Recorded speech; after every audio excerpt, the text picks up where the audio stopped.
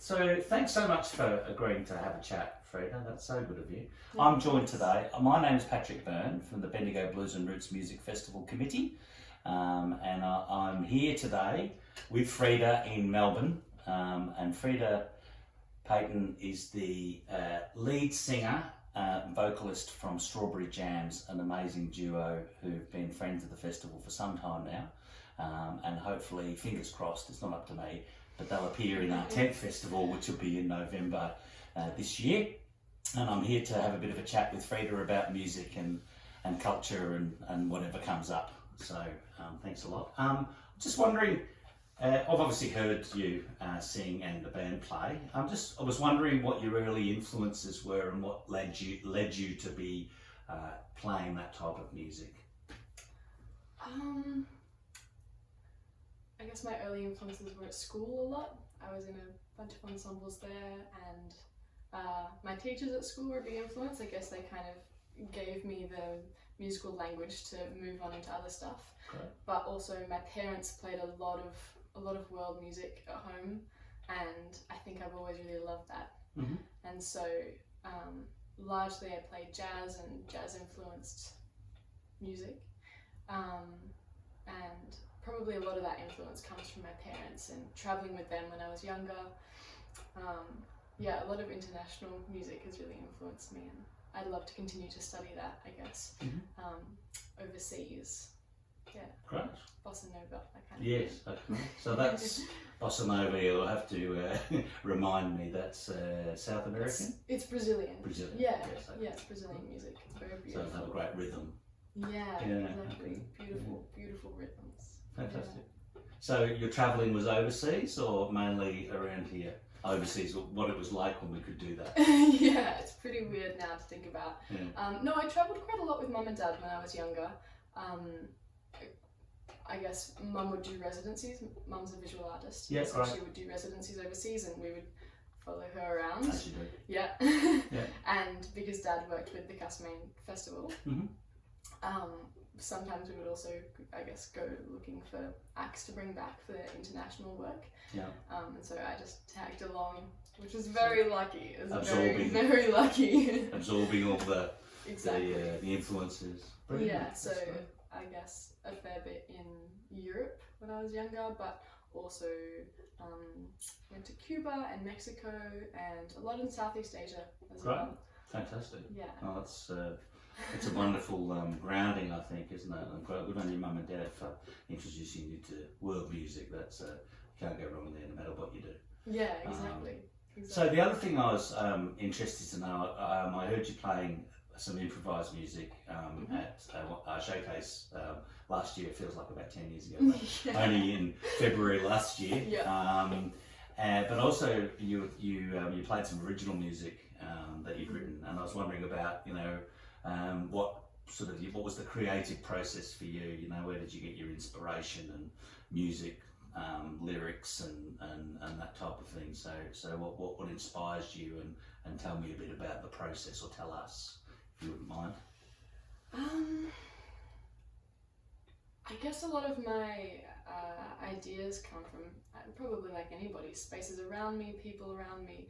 I think some of my favourite things I've written were about Vaughan, where I grew up a lot, the river there, that kind of thing.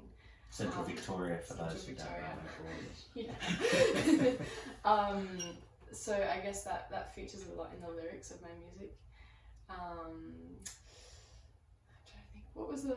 Just in terms of the process, whether you get a tune happening in your head, or you get the lyrics come, or a poem happens and then music to that. So I think first when I started writing music, it was much more lyric focused, and I would start off by I would be constantly writing little snippets of lyrics or huge chunks of text, and then I would try and set it to something. Yep.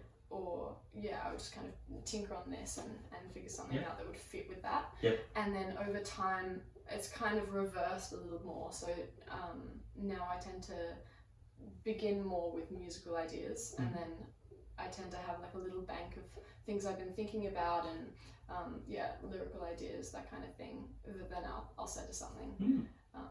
So it's flipped a little bit, but it's often often the best way for me to really figure out a song is by jamming with people, by getting together with a bunch of friends and bringing something that I've been working on, and I have some ideas of different directions it could go in, and we try them out, and a bunch of them you'll just be like, that doesn't work at all, that's fine, leave that in the dust. It's a bit of a workshop approach. Yeah, absolutely, and that helps a lot, especially because a lot of what I do is, like, a lot of the songs include improvisation, because that's really at the heart of a lot of jazz and in blues and like all that stuff, and so the improvisations that we'll do over pieces that I've written will often direct, I just played a better melody than the one that I'd written, so I'll just change them over, that kind of thing.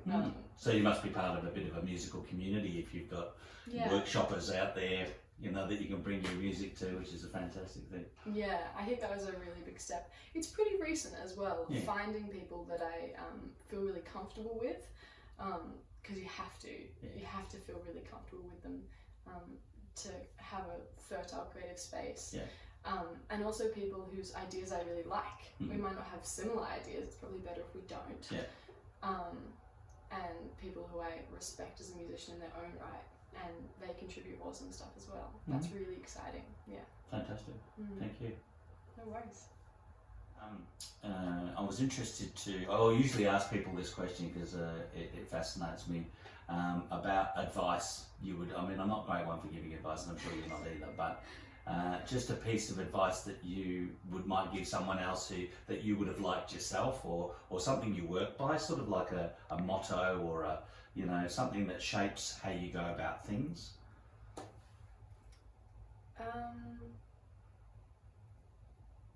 I heard the other day, and I haven't been thinking about it for a hugely long time, but when I heard it the other day, it stuck with me, that you become a musician when you start calling yourself a musician. And I'm sure a lot of people have heard that before, but I do think it counted for me a while ago when I just kind of thought, I just sing sometimes. And then once I started to think, no, I actually do pay a lot of attention to this, and I do spend a lot of time engaged with this, and I want to continue to do that. And once I was comfortable with that label, I'm no professional by any means, but I think labels can be really useful for yourself. Absolutely, in terms of confidence and things, isn't it? And being able to communicate with people about what you're interested in and committed to. It's a big thing. So something about being authentic or something. I think you might have written that to me when I sent something to you. Right? Have to be comfortable with what you're doing and be authentic and genuine. So I think that's great advice. And solidifying your identity alongside that, not being frightened to really embrace it. Yeah, I think that's a really good point. And about calling yourself a musician and being comfortable to do that, without going, like I just sing a bit or play a bit of something. And I think being proactive alongside that, it's one thing to be like, I'm going to do music, but you really just have to do it. You really have to get a calendar or a diary, be organised, reach out to venues, reach out to people like Blues and Roots Festival, the organisers, that kind of thing. Be really onto it, because people like that are really receptive. You guys are doing amazing stuff. Well, we've had a bit of a hiatus, but we did. I did listen and watched your performance on. You were on Across the Wires, I believe. I was actually doing a few things, but I did manage to sit down and catch most of the acts that were playing. So that was great. And I think that idea of community, like we're a little community of organisers, but we totally rely on the bigger community of musicians to support us, and we try and support them. So it's sort of that thing about we're all trying to work together to form that community of like-minded people who are just trying to do the job, but are committed to whatever aspect of it there is. And hopefully you'll be able to walk on the streets this year, so it won't be online or virtual. We'll never hear those words ever again. So I think the last question I was hoping to talk to you about was, and we already sort of touched on it in terms of you travelling the world becoming a Portuguese performer. But Yeah. just in terms of your plans for your music, and for what your sort of 2 to 5 year plan is in terms of maybe Strawberry Jamz, or what you're doing on your own, or your sort of your goals. Can you tell us a bit about what you got? Might be. Yeah. Well, at the moment I'm at uni, so I'm studying linguistics and music at the University of Melbourne. So that's given me a lot of input. That's constantly giving me new ideas for what I want to be doing. It's quite changeable, but I think this year I'd really love to start up quite a small vocal group, maybe 2 or 3 other people, and do some more folk things. I think that would be really beautiful. And then I guess in the slightly longer term, I mean, I'll be finishing my degrees, and I'd love to go travelling again. I think I'd really love to study overseas. I mentioned that to you before. And I think that would add a whole other layer to my understanding of what music is and how to experience it in a community setting. And so I think finishing my degree, enjoying playing with other musicians here and developing my own sound a little more, and then I'd love to go and study overseas after that. Sounds like a great plan. Yeah. And the linguistics part of it, that's not so much languages, is it? Is it? What's linguistics? Tell us about that. It's pretty broad. I guess it's the science of language. Yeah. It can be about the structure of it. It can be about the sounds that are physically made in the mouth that helps with singing. Yeah, of course. Yeah. It can be about how meaning is chunked together within words. It's a huge topic, but I think that also relates a lot into my singing. It's kind of just an all-round obsession with the voice. Yeah. Good. Yeah. Thank you for sharing yours with us today. No worries.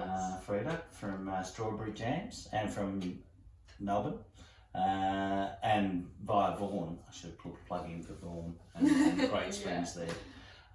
So thank you very much, and thank you guys for tuning in and listening to Behind the Scenes with Freda, and stay tuned for the November Blues and Roots Music Festival. I'm Pat Byrne signing off.